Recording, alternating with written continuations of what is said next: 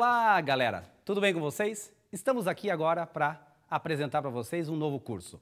Sou eu, professor Azeitona, estou aqui com meus dois ajudantes, Alex, Júlia. Oi, professor.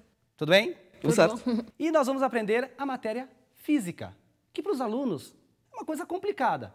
Júlia, é complicado? Bem complicado. Alex, complicado? Mais complicado para mim do que para ela. Nossa! E para vocês? É complicado, gente? Não é complicado. Ah, professor, tem que fazer muita conta? Tem. Será? Gente, e para fazer conta? Precisa o quê? Compreendermos a física. Física é o quê? Compreender a natureza. Olha que coisa linda, soltar isso aqui, por que caiu? Né? Por que eu ando?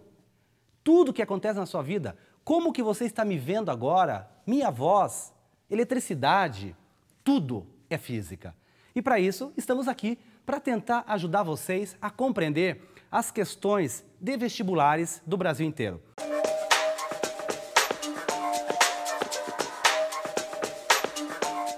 Ela é da UFSCar, Universidade Federal de São Carlos, e a prova foi de 2008. Os dois registros fotográficos apresentados foram obtidos com uma máquina fotográfica de repetição, montada sobre um tripé, capaz de disparar o obturador, tracionar o rolo de filme para uma nova exposição e disparar novamente em intervalos de tempo de 1 segundo entre uma fotografia e outra. A placa do ponto de ônibus e o hidrante estão distantes 3 metros um do outro. Analise as afirmações seguintes sobre o movimento realizado pelo ônibus. 1. O deslocamento foi de 3 metros. Só um pouquinho, Julia. Vamos ver se tem lógica. Será que você acha que é verdadeiro ou falso se o deslocamento for de 3 metros, conforme o que ele disse no enunciado? O que você acha? Né? Ele não falou que a placa do ponto de ônibus e do hidrante estão distantes 3 metros um de si? Sim. Não falou isso? Então ele já afirmou isso para você. Então, é verdadeiro ou falso a primeira questão? Verdadeiro. É verdadeiro. Gente, aí que está o vestibular. Se você tem a certeza da primeira questão, já veja as outras alternativas, você já elimina. A primeira não é verdadeira? É. Qual você já elimina olhando a resolução aí? Você já elimina A letra C a letra C e a letra E. e a letra E. Esqueça essas duas, esqueça. Né? É um método para vocês, gente, depois não façam unidunité, né? Aquela questão de sorte. Vão nas impossíveis e Desse tirem. jeito nem precisa chutar tanto. Não tem que chutar. Vamos lá, segunda alternativa lá, Ju. 2. O movimento foi acelerado. Será que temos certeza? Como é que pode ter certeza que foi acelerado? Gente, perceba, em algum momento no texto ele falou que acelerou ou não desacelerou? Nada. Não falou nada, então não podemos afirmar, não tem dados o suficiente para dizer que ele foi acelerado ou uma aceleração positiva ou negativa, né? Então, a segunda questão é falsa. Já elimina qual? Dá para eliminar alguma coisa? Bom, a C já estava eliminada, dá para eliminar a D agora. A D. Gente, agora duas questões, 50% para acertar. Vamos lá para a terceira alternativa. 3. A velocidade média foi de 3 metros por segundo. Será que foi? Lembram que lá no enunciado estava dizendo que o intervalo de tempo era em quanto tempo? 1 segundo. 1 segundo, né? Sim. E quanto foi a distância do hidrante? 3 metros. 3 metros. 3 metros divididos por 1 segundo vai dar quanto? 3 metros por segundo. Pronto, então essa questão é verdadeira. A 3 é verdadeira. Já deu para matar a charada qual que é a alternativa? Com certeza. Mas vamos ver a última, né? Só para garantir. Só para garantir. Tá. 4. A distância efetivamente percorrida foi de 3 metros. Por que é falso? Você falou, não, professor, mas lá você falou que era 3 metros, agora você está falando que não é. Tem Olha o que ele está dizendo. efetivamente. A distância efetivamente percorrida foi de 3 metros. Gente, nem os dados estão me dando problema. O ônibus podia ter ido um pouco para trás, depois ter ido para frente, né? Em nenhum momento o texto disse isso. Mas se você fosse analisar, nenhuma alternativa tem, se caso você fosse falar essa verdadeira. Então, somente a letra A. Difícil? Não. Não. Entenderam, pessoal? Como a questão é fácil, desde que você tenha uma boa vontade de interpretar os dados, ler com calma. Não adianta ler rapidamente. Aí você faz uma prova muito tranquila. Vamos para outra questão?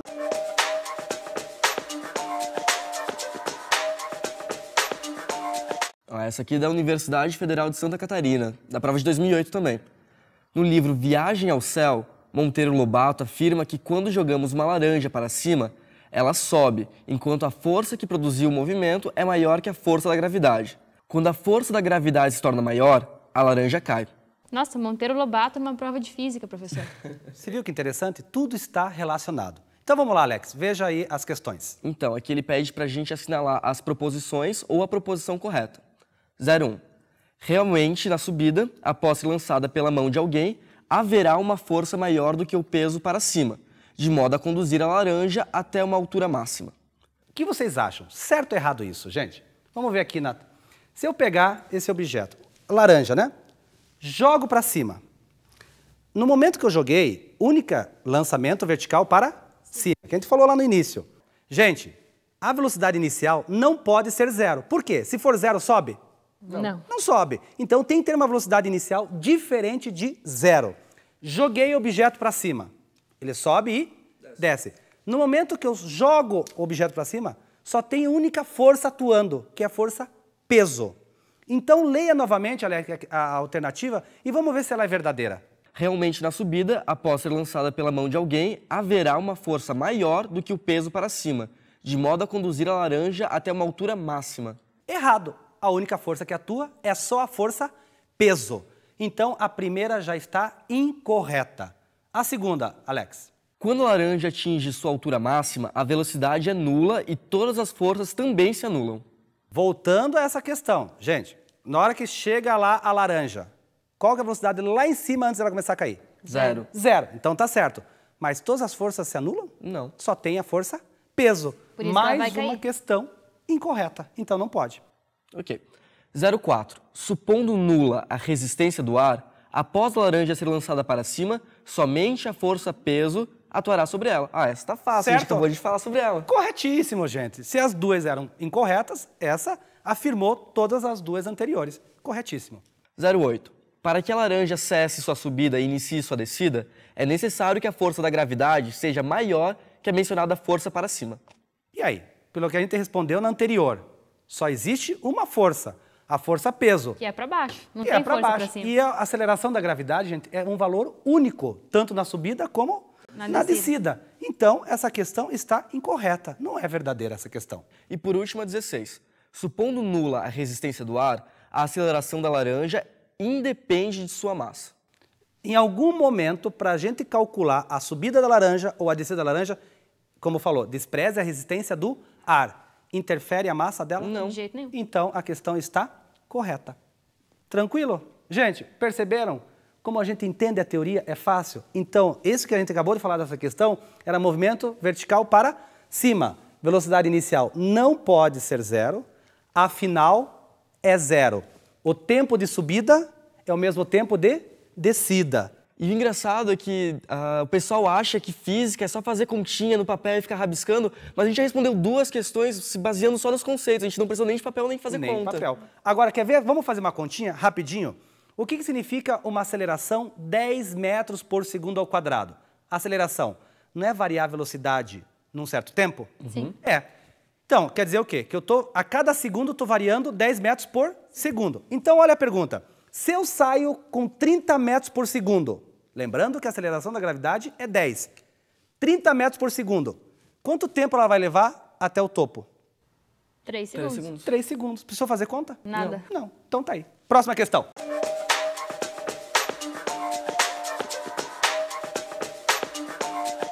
Essa questão ela vem da Universidade Federal do Mato Grosso e é de 2008.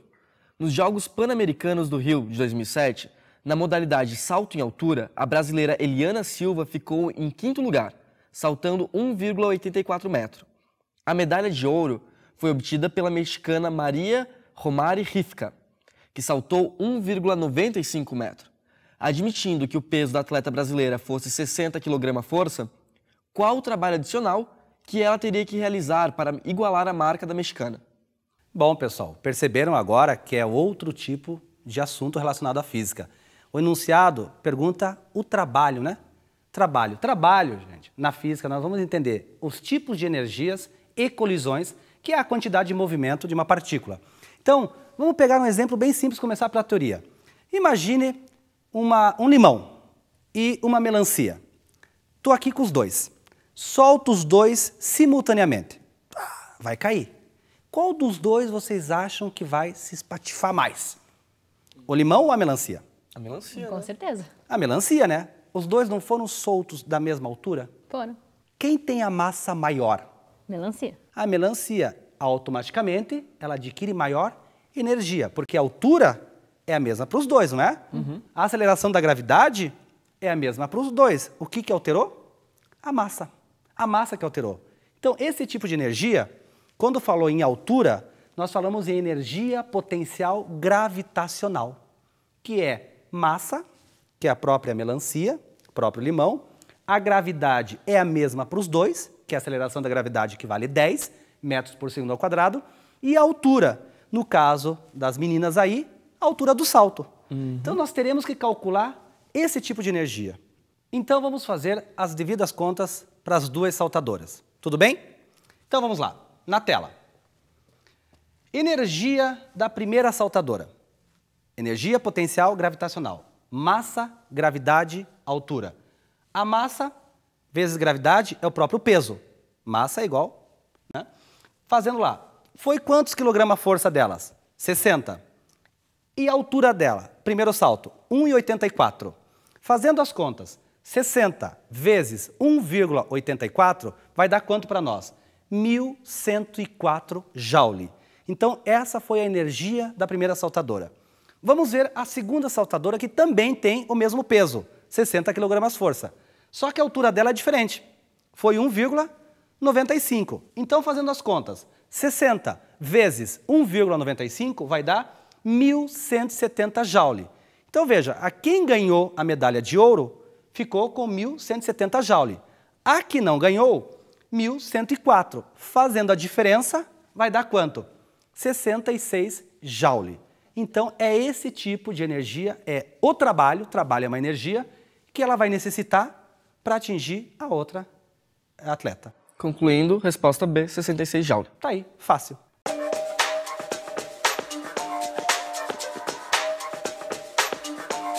A próxima questão vem da Universidade Federal de Santa Catarina, no ano de 2008. Um pêndulo balístico é um aparato experimental que permite determinar a velocidade de um projétil. Na figura 1, estão representados o projétil de massa Mzinho e velocidade inicial VI, bem como um bloco de massa Mzão, inicialmente em repouso. Após o impacto, o projétil se aloja no bloco e este se eleva a uma altura máxima Y, conforme representado na figura 2. Olha agora outro tipo de problema. Vamos tentar compreender isso daí. Então, tá lá o pêndulo, Mzinho, gente, é o projétil, Mzão é o bloco. Então, vem o projétil, bate no bloco, se aloja e o bloco se eleva. Então, são energias sendo transferidas aí. Então, vamos entender na animação como é que funciona essa interação entre o projétil, bloco e altura. Vejam na tela, gente. Bom, vamos ver esse exemplo que foi dado aqui para nós entendermos essa questão que foi lida agora.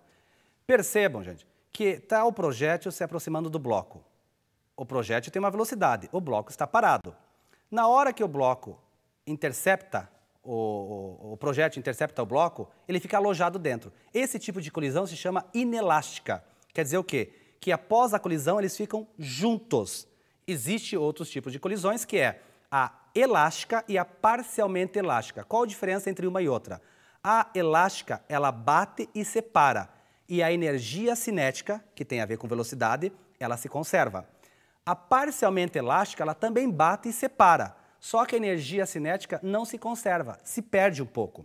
E essa colisão que nós estamos vendo aqui se chama inelástica. Ela fica grudada e se perde bastante energia cinética. Quer dizer o quê? Velocidade. Vendo a nossa animação, o que aconteceu? A quantidade de movimento antes é igual ao do depois. Como eu falei para vocês, quantidade de movimento independente da colisão, ela se conserva. Então, que antes da colisão e o que depois da colisão? Eu tenho a massa e a velocidade do bloco, né? E eu tenho a massa e a velocidade do projétil. Vai ser igual a quem? A massa dos dois, porque eles ficaram unidos, e a velocidade dos dois. Fazendo as contas, nós vamos ter aí o resultado de 2 metros por segundo. Só que o bloco saiu com uma velocidade. Se ele sai com uma velocidade e adquirir uma altura, é uma energia sendo transformada em outra. E qual energia é essa? Energia cinética, porque tem velocidade, sendo transformada em energia potencial gravitacional. O exemplo passado que nós demos lá da laranja e da melancia. Tudo bem? Então percebam, gente, é uma questão muito bela, muito bem elaborada, que pega vários conceitos de física. Quantidade de movimento, colisões, entender se a colisão é parcialmente, né, ou ela é total, tanto elástica como inelástica, e trabalhando com energia cinética e potencial. Tranquilo. Agora vamos ver a resolução das alternativas. Assinale as proposições corretas. 01. O projétil, logo após se alojar no interior do bloco, perde toda a sua energia cinética e toda a sua quantidade de movimento. Eu acho que está errado, não está, Alex e Júlia? Toda é muita coisa, né, Não. professor? E primeiro, quantidade de movimento não se perde, tanto antes da colisão como depois da colisão, a quantidade de movimento sempre se conserva independente da colisão. Então, essa é errada. Próxima. A2. O sistema formado pelo projétil mais o bloco atingirá uma altura máxima à direita que dependerá da velocidade inicial do projétil. Tem lógica ou não tem? Veio o projétil, bateu, adquiriu uma certa velocidade, vai até uma certa altura e para. Altura máxima. Não vai depender da velocidade com que o projétil bateu? Sim. Então, a questão é verdadeiríssima. 04. Sendo a colisão característica desse processo perfeitamente inelástica, haverá perda de energia cinética. Conforme a animação. Colisão, bateu, ficou dentro, não é inelástica? Sim. E não tem uma perda de energia cinética? Então, verdadeiríssima a questão. Então, a 08. É impossível aplicar a lei de conservação da quantidade de movimento ao processo acima. Ele não está afirmando isso. Olha que coisa feia. Já falamos, é uma quantidade de movimento antes igual do depois. Conserva. A quantidade de movimento antes é igual do depois. Então, totalmente errada. 16. Utilizando-se o princípio de conservação da energia mecânica, pode-se calcular a altura máxima atingida pelo bloco de massa emisão. Podemos calcular. Porque lembra que nós falamos, gente, na animação vista, energia cinética sendo transformada em energia potencial gravitacional. Então, a questão está totalmente correta. 32. A energia cinética inicial é igual à metade da energia cinética final para o processo dado. Não, aí não tem como. É energia cinética sendo transformada em energia potencial gravitacional. E para isso, aparecem as contas para vocês aí na tela. A última, 64. O sistema formado pelo projétil mais o bloco atingirá uma altura máxima à direita que dependerá das massas emisão e emizinho. Não tem lógica? Também, o projétil se alojou dentro do bloco. Vai ter velocidade. Os dois vão estar juntos. Não vão atingir uma altura máxima? Vão. Sim. Pronto. Somando tudo? 2 mais 4 mais 16 mais 64. 86.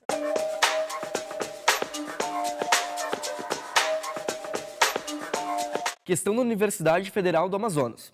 Um gás mantido num recipiente a volume constante recebe calor continuamente de uma fonte térmica durante certo tempo. Ao final do processo, a fonte transmitiu ao gás uma quantidade de calor igual a 100 calorias. Sobre esse processo, é correto afirmar que... Bom, interrompendo aí a sua leitura, mais uma questão de calor, calorias, né? E o que ele está dizendo? Volume constante, que o volume não aumenta e não diminui. Foi fornecido calor. Vamos ver na animação, gente, como é que fica essa explicação para nós vermos as alternativas e qual é a correta. Olhem na animação. Bom, pessoal, vendo essa animação, vejo que nós temos um cilindro com um êmbolo. Na hora que eu forneço calor, estão vendo a chamanzinha ali, a chama? Forneço calor. O que acontece com o êmbolo? Ele sobe ou desce. Esse sobe ou desce se chama trabalho. Está relacionado com volume. Calor, quantidade de calor fornecida. Está ali, que vai ser representado pela letra Q, conforme a animação. E variação de energia interna. O que seria a variação de energia interna? Vejam ali, é o gás. Então, o gás está relacionado com temperatura. Então, fazendo o resumão, quantidade de calor é o Q. Forneço 100 calorias. Igual, variação de energia interna é o gás se movimentando. Está relacionado com temperatura. Trabalho está relacionado com volume, ou sobe ou desce, trabalho positivo ou trabalho negativo. Se for fazer uma continha, forneço 100 calorias. O êmbolo subiu 70 joule, sobrou 30 joule para a variação de energia interna. A primeira lei da termodinâmica, Q é igual a trabalho mais variação de energia interna. Tudo bem? Agora vamos voltar à questão. Alternativa A. A energia interna do gás manteve-se constante. Alternativa B. O trabalho realizado pelo gás foi de 100 calorias. Alternativa C. a temperatura do gás não variou. Alternativa D, a energia interna do gás aumentou de 100 calorias. Ou, alternativa E, o gás não realizou o trabalho porque sua energia interna não variou. Pessoal, percebam, Júlia e Alex, várias alternativas que podem lhe confundir. Só que vamos voltar ao enunciado e perceber quem é quem nas letras. Um gás mantido num recipiente a volume constante. Volume constante quer dizer que o volume não aumenta e não diminui. Volume, pela animação, é trabalho. Então, o trabalho é igual a zero. Não tem trabalho. O volume não sobe e não desce. Recebe calor de uma fonte que seja 100 calorias. Fornece calor é a letra Q. Q é igual a 100. Colocando na fórmula Q igual a 0 mais ΔU, o ΔU vai dar 100. Agora nós podemos fazer as análises. Lembrando, gente, ΔU, variação de energia interna, está relacionado com temperatura. Se o ΔU vale 100 calorias, então existe alguma alteração de temperatura. Vamos ver se a é verdadeira. A energia interna do gás manteve constante? Não, não ficou 100. Então, está errada. O trabalho realizado pelo gás foi de 100? Não teve Não trabalho. teve trabalho, porque não subiu e não desceu. A temperatura do gás não variou? Lembra que eu falei? Variação de energia interna está relacionado com temperatura. Se passou para 100, teve variação de temperatura. A energia interna do gás aumentou 100? Claro, forneci 100, a energia aumentou 100. O gás não realizou o trabalho, porque sua energia interna não variou. Até ali tudo bem, o gás não realizou o trabalho, verdadeiro. Mas a Porque sua energia interna não variou? Variou. Gente, percebam um exemplo típico disso, panela de pressão. Panela de pressão, forneço calor, volume não aumenta, não diminui. O que acontece com a temperatura interna? Aumenta. Pronto, um exemplo típico, essa questão. Alex, obrigado. Bom estudo para você. E bom vestibular. Pessoal, um beijo e obrigado.